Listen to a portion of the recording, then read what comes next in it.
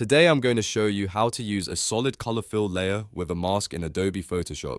This is one of the easiest and most powerful ways to change colors in an image without permanently altering the original photo.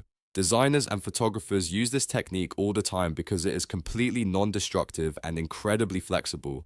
By the end of this video, you will know exactly how to add a solid color fill layer, control it with a mask, and paint the color only where you want it to appear. If this tutorial helps you, make sure to hit the like button and subscribe to the channel for more simple Photoshop tutorials. Alright, let's jump right into it. First, open your image inside Adobe Photoshop. Once your image is ready, go to the top menu and click Layer. Then choose New Fill Layer and select Solid Color. Photoshop will ask you to name the layer, but you can simply press OK. The color picker window will appear, allowing you to choose any color you want. Select the color you want to apply, then click OK. Photoshop now creates a solid color fill layer above your image. At the same time, Photoshop automatically adds a layer mask to that fill layer. This mask is what allows you to control exactly where the color appears in your image.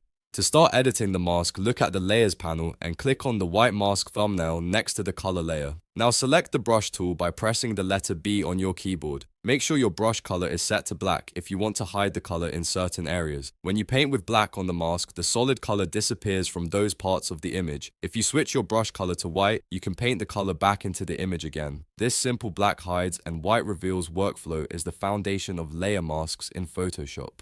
A great tip is to use this method when you want to change the color of objects like clothing, cars, products, or backgrounds while keeping the rest of the photo untouched. Because the color exists on its own fill layer, you can double-click the color thumbnail anytime and instantly choose a completely different color without repainting the mask. This makes experimentation fast and incredibly efficient for editing and design work. And that is how you use a solid color fill layer with a mask in Photoshop.